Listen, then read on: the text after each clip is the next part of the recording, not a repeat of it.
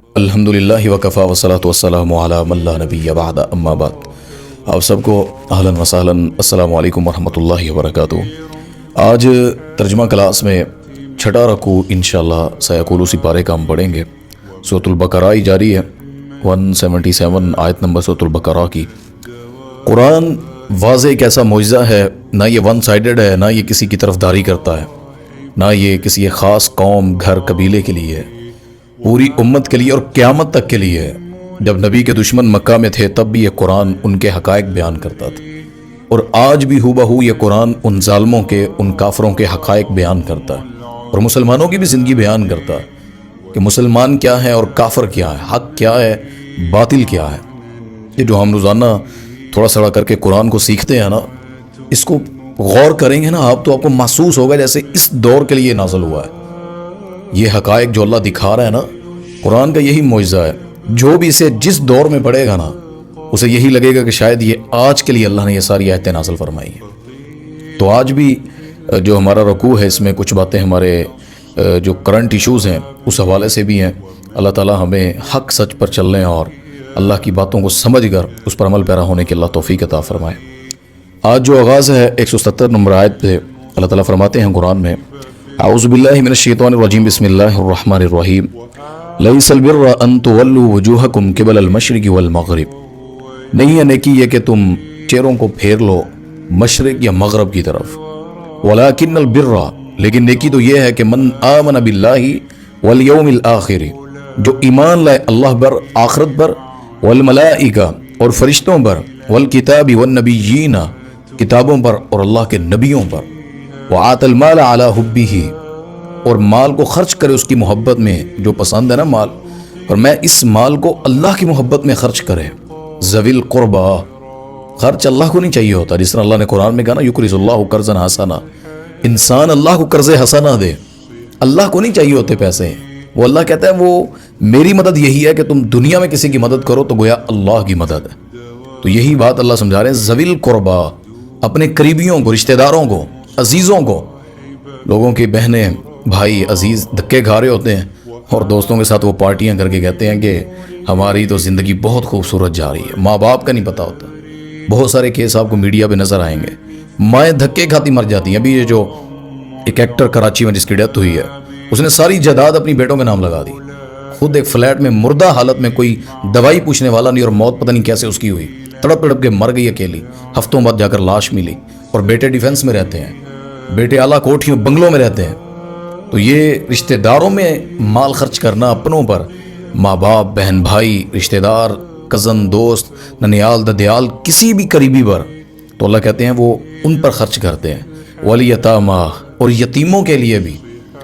دنیا میں سب سے زیادہ کرائم رپورٹ میں جو لوگ شامل ہوتے ہیں نا، ان کے پیرنٹس نہیں ہوتے، وہ بچے بڑے ہوتے گناہوں میں اور ان کرائم جو جرم ہیں ان کے اندر وہ شامل ہو جاتے ہیں۔ تو اللہ نے یہ سمجھایا کہ یتیموں کی کفالت تم نے کرنی ہے۔ حدیث میں آتا ہے کہ جنت میں میرے ساتھ وہ اس طرح داخل ہوگا، یا معاشر کے میدان میں اس طرح ہوگا جس طرح یہ 2 انگلیاں ہیں جو یتیم کی کفالت کرتا ہے۔ تو فرمایا کہ وہ مال یتیموں کو کھلاتا ہے، والمساکین، اور مسکینوں کو کھلاتا ہے، یعنی اس کے گھر میں صبح اور شام کی روٹی ہے لیکن حالات پورے نہیں چل رہے، جس طرح آج بہت سے مزدور، ملازم جن کے حالات اس طرح کیا کہ وہ ان کی تنخواہ پوری نہیں پڑتی، 20-25 ہزار سے کیا ہوتا ہے، تو یہ سارے مساکین میں شامل ہیں۔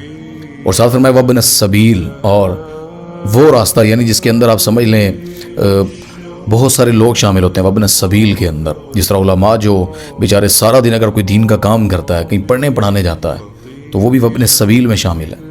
اور ساتھ کہا والسائلین وفی الرقاب، اور سوال کرنے والوں کو بھی دیتا ہے وہ، وفی الرقاب، اور غلام آزاد کرنے میں، یعنی کسی کی گردن کی قیمت ادا کر دیتا ہے، کسی کو مجبوری میں دیکھتا ہے کہ یار اس کا قرض میں، ہم نے بھی ایک دیت دینی تھی کسی جگہ پر تو تھوڑا ساتھ دیا، تو اس کی آزادی میں اس کا ساتھ دیا ہم نے، تو یقین جانے وہ شخص ایسے بدلا اور اس کی ایسی لائف ہوئی، میں سمجھتا تھا شاید جس نے بھی اس کا ساتھ دے دیا نا، اس کی جنت میں لے جانے کے لیے انشاءاللہ اس کے عمل کافی ہوں گے۔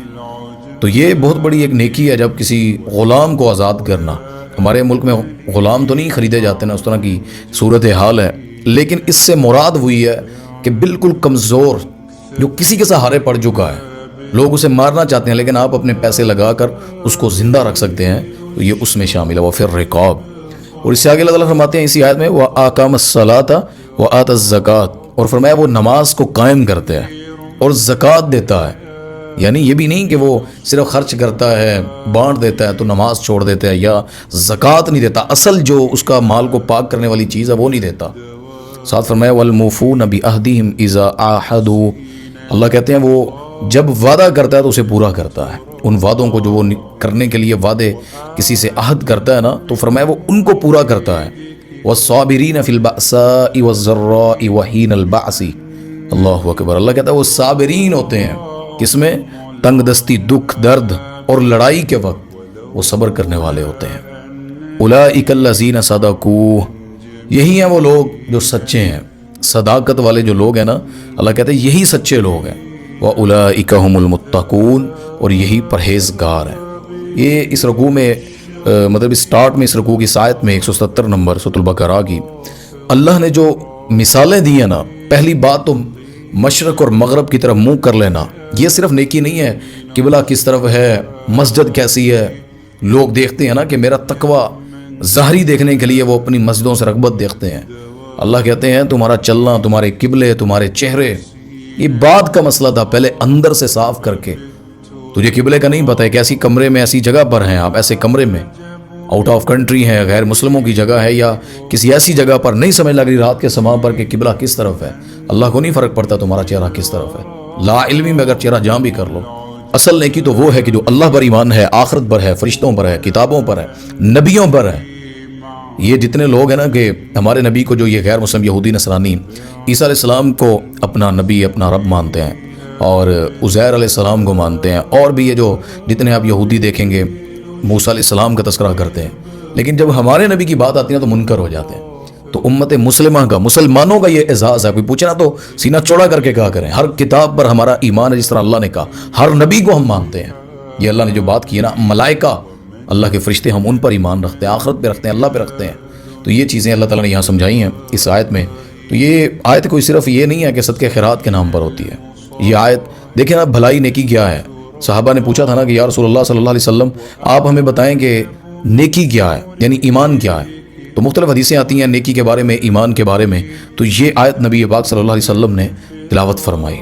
بعض لوگوں نے اس حدیث کو ضعیف بھی کہا ہے، لیکن اس آیت میں آپ کو چیزیں یہی ملیں گی، ایمان کے بارے میں، یقین کے بارے میں، اور خرچ کرنے کے بارے میں، جو اللہ تعالیٰ نے اس میں ہمیں نصیحت فرمائی ہے. اور یہ جو خرچ کرنے والی بات ہے نا، پسند کی چیز خرچ کرنا، اور دل میں یہ بھی ہو گیا یار یہ میرے پاس جتنا ہے یہ چلا جائے گا، لیکن محبت الہی میں جو خرچ کرتا ہے، وہ قرآن میں آتا ہے نا بہت ساری جگہوں پر، وَآتَ الْمَالَ عَلَىٰ حُبِّهِ. پھر ایک جگہ آتا ہے قرآن میں وَيُطْعِمُونَ الطَّعَامَ عَلَىٰ حُبِّهِ مِسْكِينًا وَيَتِيمًا وَأَسِيرًا. اور ایک جگہ اللہ نے قرآن میں کہا کہ مال کو خرچ کرو اس سے پہلے کہ ان یاتی احدکم الموت، کہ تم میں سے کسی ایک کے پاس موت آن پہنچے تو مال کو اللہ کے راستے میں خرچ کر دو. یہ نہیں ہے کہ لوگ سمجھتے ہیں پتہ نہیں، لوگوں کو دیکھ کر دیتے ہیں نا، کوئی مسجد کو دیکھ کر دیتا ہے، کوئی اپنے نام کو دیکھ کر دیتا ہے، کوئی اپنے نام کو لکھوانے کے لیے دیتا ہے. لیکن مال وہ ہے جو اللہ کے پیار میں، اللہ کی محبت میں خرچ کیا جائے. وہ آتا ہے نا قرآن پاک میں، اللہ تعالیٰ نے فرمایا کہ لن تنالوا البر حتى تنفقوا مما تحبون. اللہ نیکی قبول ہی نہیں کرتا تب تک جب تک تم اپنی پسندیدہ چیز اللہ کے راستے میں خرچ نہ کر دو. تو یہ بہت بڑی نصیحتیں ہیں، اگر ان کو سمجھا جائے، اگر اس کو اپنی زندگی میں اللہ کا حکم سمجھا جائے تو کوئی انسان پھر انشاءاللہ اس سے پیچھے نہیں رہے گا، بلکہ اس کے خیرات میں آگے بڑھے گا. اس سے اگلی آیت 178 اللہ فرما رہے ہیں یا ایھا الذین آمنوا کتب علیکم القصاص فی القتلى. ایمان والو تم پر مقتولوں کا قصاص لینا اللہ نے فرض کر دیا. الحر بالحر، آزاد کے بدلے میں آزاد کو قتل کیا جائے گا. والعبد بالعبد، غلام کے بدلے میں غلام کو قتل کر دیا جائے گا. والانثى بالانثى، عورت کے بدلے میں عورت کو قتل کر دیا جائے گا. فمن عفی لہ من اخیہ شیء فاتباع بالمعروف واداء الیہ باحسان. ساتھ اللہ تعالیٰ نے یہ چیز واضح کر دی ہے، فرمایا کہ جس کسی کو اس کے بھائی کی طرف سے کچھ معافی دے دی جائے، یعنی وہ اس کو معاف کر رہا ہے، تو فرمایا اسے بھلائی کے پیچھے لگنا چاہیے، یعنی اسے اتباع کرنی چاہیے اس معروف طریقے کی. وَأَدَاءٌ إِلَيْهِ بِإِحْسَانٍ، اور آسانی کے ساتھ دیت ادا کرنی چاہیے.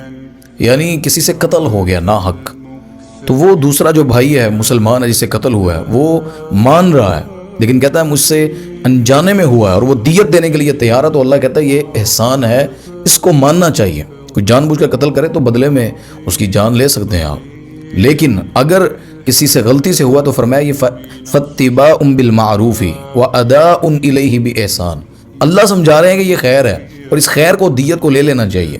ذَلِكَ تَخْفِيفٌ مِّن رَبِّكُمْ وَرَحْمَةٌ، یہ تخفیف تمہارے رب کی طرف سے اور رحمت ہے، یعنی اس میں اللہ نے بھلائی رکھی ہے۔ یہ دیت جو ہے نا امت محمدیہ صلی اللہ علیہ وسلم کے لیے خاص ہے، پہلی قوموں میں نہیں تھا، یا قصاص تھا، قتل کے بدلے قتل ہوتا تھا، یا پھر معافی تھی، معاف کر دینا یا بدلہ لے لینا۔ دیت جو ہے یہ قسم کا قصاص ہی ہے، وہ جو بنتی ہے 100 اونٹ ہیں یا اس کے علاوہ جو بھی طے شدہ اسلامی ریاست میں جو حدیثوں کے مطابق بنتی، تو یہ قصاص جو ہے اس میں اللہ تعالیٰ نے زندگی رکھی ہے، اور اللہ خود کہہ رہے ہیں یہ تخفیف ہے تمہارے رب کی طرف سے اور رحمت ہے۔ لیکن اللہ کہتے ہیں فَمَنِ اعْتَدَىٰ بَعْدَ ذَلِكَ فَلَهُ عَذَابٌ أَلِيمٌ، پس جس نے بھی سرکشی کی، یعنی ان چیزوں کو جاننے کے بعد، قتل کے بارے میں، ہر چیز کے بارے میں، تو اللہ کہتے ہیں اس کے لیے دردناک عذاب تیار کر رکھا ہے ہم نے۔ یہ جو قصاص ہے نا، جس طرح امت آج ذبح ہو رہی ہے، پوری انسانیت کے اندر جو انسانیت کی بات کرتے ہیں ورلڈ کے طور پر، وہ سلامتی کونسل کے رہنے والے، انہوں نے مسلمانوں کے خون پر انہیں کبھی ترس نہیں آیا۔ ان کے 20 بندے مر جائیں، انڈیا کے 28 بندے مرے تھے پہلگام میں، تماشا لگا کر رکھ دیا۔ ہمارے روزانہ کی بنیاد پر ہزاروں لوگ فلسطین میں ذبح ہوتے ہیں، کسی کی غیرت نہیں جاگتی، کوئی سلامتی کونسل نہیں آتی، کوئی وہاں پہ نہیں کہتا بچوں کو کیوں مارا گیا، ان کو ان کی رہائشوں پر، ان کی مسجدوں پر، ان کے اسکولوں پر، ہسپتالوں پر جو بمباری کی، کسی کو نظر نہیں آتی۔ تو ویسے سارے یہاں پر سلامتی سلامتی امن امن کی بات کریں گے۔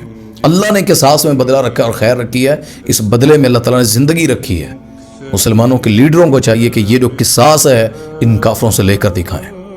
حضرت عمر ابن خطاب رضی اللہ تعالیٰ عنہ کوئی ایک تھپڑ مار دیتا نا کہ کسی مظلوم کو، ساری ریاست کے سامنے تو عمر ابن خطاب اسے پکڑ کر بتلاتے کہ اسلام میں بدلہ لینا کیا ہوتا ہے۔ وہ چوری کا واقعہ بڑا معروف ہے، نبی عباس فرمایا تھا یہاں پر فاطمہ بنت محمد بھی ہوتی صلی اللہ علیہ وسلم، میں اس کے ہاتھوں کو کاٹ دیتا۔ یہاں پر کوئی کسی کو احساس تک نہیں، خون کا احساس نہیں ہے، لیکن اللہ نے کیا کہا اس سے اگلی آیت میں، اللہ کہتے ہیں وَلَكُمْ فِي الْقِصَاصِ حَيَاةٌ يَا أُولِي الْأَلْبَابِ لَعَلَّكُمْ تَتَّقُونَ، عقل مندو قصاص میں تمہارے لیے زندگی ہے، یا اولی الالباب، یہ جو اپنے آپ کو ذہین فطین کہتے ہیں نا، اللہ کہتے ہیں میں تمہیں سمجھا رہا ہوں ذہینو عقل مندو کہ اس قصاص میں، اس کے اندر تمہارے لیے زندگی ہے، اور ساتھ میں لعلکم تتقون، اگر تم ایسا کرو گے نا، یعنی قصاص کسی کا لے کر دو گے، فرمایا اس باعث تم بچے رہو گے، یعنی اس کی وجہ سے تم زیادہ قتلوں سے اور دوبارہ کی قتل و غارت سے اللہ تمہیں محفوظ رکھ دے گا۔ تو یہ ساری چیزیں اللہ تعالیٰ نے یہاں پر اس آیت میں بھی سمجھائی ہیں، یہ بات ذہنوں میں رکھ لیں۔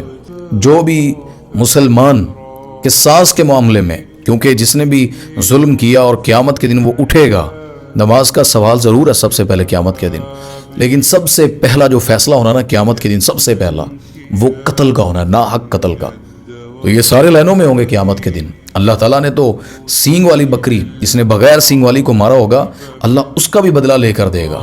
تو یہ تو پھر بھی انسان ہے جس کی قیمت بیت اللہ سے بھی زیادہ ہے۔ تو اللہ تعالیٰ نے یہ ساری چیزیں اس کے اندر بیان فرمائی۔ قصاص کے بارے میں آگے آئے گا انشاءاللہ، وہاں تفصیل سے مزید پڑھیں گے۔ تو اللہ تعالیٰ اس سے آگے فرماتے ہیں 180 نمبر آیت میں، سورۃ البقرہ کی سیکولوسی پارہ ہے، کتب علیکم اذا حضر احدکم الموت ان ترک خیرا الوصیۃ للوالدین والاقربین بالمعروف حقا علی المتقین، تم پر فرض کر دیا گیا کہ تم میں سے کوئی بھی مرنے لگے اور مال چھوڑے تو اپنے ماں باپ قرابت داروں کے لیے اچھائی کے ساتھ وصیت کر جائے، اور فرمایا کہ حقا علی المتقین، متقین پر یہ بات حق جو ہے یہ سچ ثابت ہو چکا ہے، ان کے لیے یہ بات سچ ہے، وہ اس بات کو فالو کرتے ہیں۔ یہ آیت صحابہ کہتے تھے منسوخ ہوگی جب وراثت کے مسائل آئے تھے، یعنی یہ جو وصیت کا حکم ہے نا، کتب علیکم اذا حضر احدکم الموت ان ترک خیرا الوصیۃ للوالدین والاقربین بالمعروف، یعنی اللہ نے کہا تھا کہ وہ مرنے سے پہلے کوئی اگر مر رہا ہے نا تو اس کے پاس جائیداد ہے تو وہ لکھ کر جائے۔ حدیث میں آتا تھا کہ کوئی شخص ایک رات ایسی نہ گزارے کہ اس کے تکیے کے نیچے یعنی سرہانے کے نیچے اس کی وصیت پڑھی ہو۔ تو یہ بات اللہ نے سمجھائی یہاں پر کہ موت آنے سے پہلے تم میں سے کسی کو بھی آئے تو وہ وصیت کرے اپنے والدین کے لیے، رشتہ داروں کے لیے۔ یہ بات متقین کے لیے سچ ہے کہ وہ اس پر عمل کریں گے، یعنی وہ اس بات کو لائٹ نہیں لیں گے۔ تو یہ چیز جب وراثت آ گئی، یعنی اللہ نے ہر چیز کو بیان کر دیا، بہنوں کا حق کیا ہے، رشتہ داروں کا کیا ہے، ماں باپ کا کیا ہے، اولاد کا کیا ہے، تو پھر اس چیز کو اللہ تعالیٰ نے استثناء کر دیا۔ اس سے آگے فرمایا وصیت ضروری بھی ہوتی ہے، آپ لکھ بھی سکتے ہیں، اب یہ نہیں کہ لکھ نہیں سکتے، آپ لکھنی چاہیے۔ آج کے دور میں تو موت کا پتہ ہی نہیں ہے، حادثات بڑھ چکے ہیں۔ اپنی زندگی کا لکھ کے رکھیں، قرض کس کا دینا ہے، لینا کس سے ہے، میں نے کیا زیادتیاں کی ہیں، میں نے کس کو کیا کہنا ہے، اپنی اولاد کے بارے میں جو نہیں کہہ سکتے کہ موت کے بعد ان کا کیا بنے گا، تو لکھ کر جائیں کہ انہوں نے زندگی کیسے گزارنی اور کیا کرنا ہے، تاکہ اولاد نصیحت پکڑے۔ تو وصیت لکھی جا سکتی ہے، بڑے شہداء جو غازی مجاہد ہوتے ہیں یہ لکھ کر جاتے ہیں اکثر جنگوں میں۔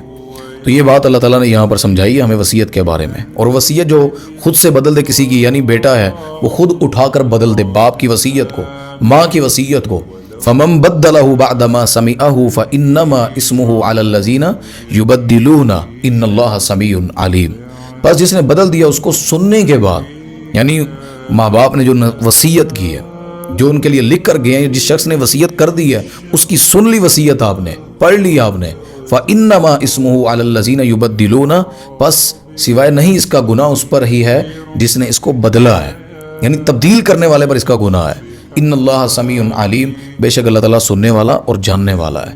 اس میں یہ بات یاد رکھیں، حدیثوں میں آتا ہے غلط وصیت پر عمل نہیں ہوتا ہے۔ یعنی ایک باپ فوت ہونے لگا، اس نے کہا جی قبر پکی کروا دینا، یہ ختم کروا دینا، یہ لنگر چڑھا دینا، یہ عرس کر دینا، اور پتہ نہیں کون کون سی ایسی چیزیں، شراب کا اڈا آباد کر دینا، فحاشی کا اڈا، یا کوئی گناہ سود کا کام چھوڑ کے جاتا ہے، کہتا نہیں اس کو دیتے رہنا، چلاتے رہنا، تو اس وصیت پر اولاد کو عمل کرنے کا حکم نہیں۔ وصیت خیر والی، اللہ نے کہا نا کہ اس کے اندر وصیت جو کرنی ہے وہ بالمعروف طریقے سے کرنی ہے، تو معروف جو اچھی وصیت ہے وہ اسلامی طریقے سے ہے۔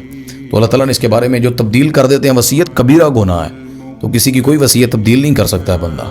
ہاں اگر کوئی ایسی ہے کہ جو غیر شرعی ہے تو اس پر عمل نہیں کیا جائے گا۔ اس سے اگلی آیت اس رکوع کی آخری، اللہ کہتے ہیں فَمَنْ خَافَ مِن مُؤْسٍ جَنَفًا أَوْ إِثْمًا فَأَصْلَحَ بَيْنَهُمْ فَلَا إِثْمَ عَلَيْهِ إِنَّ اللَّهَ غَفُورٌ رَحِيمٌ۔ ہاں جو شخص وصیت کرنے والے کے ایک طرف مائل ہو جانے یا گناہ کی وصیت کر دینے سے ڈرے اور ان کی آپس میں اصلاح کرا دے، اس پر کوئی گناہ نہیں ہے۔ ان اللہ غفور الرحیم، بے شک اللہ تعالیٰ غفور الرحیم ہے، رحم کرنے والا، بڑا مہربان ہے۔ تو یہ ساری باتیں اللہ تعالیٰ نے یہاں تک وصیت کے بارے میں اور اس کو بدل دینے والے، یہ جو آخری آیت اللہ اس میں واضح کر دی ہے۔ گناہ کے بارے میں وصیت جو ہے نا اس سے ڈرنا چاہیے، اور وصیت بھی اچھی کرنی چاہیے، خیر والی۔ تو بہرحال اس رکوع میں اتنی باتیں اللہ تعالیٰ نے کی ہیں۔ اللہ پاک ہمیں عمل کی توفیق عطا فرمائے، اور اس قرآن کو اللہ ہمارے لیے ہدایت کا اور نجات کا اللہ پاک ذریعہ فرمائے۔ وآخر دعوانا ان الحمد للہ رب العالمین۔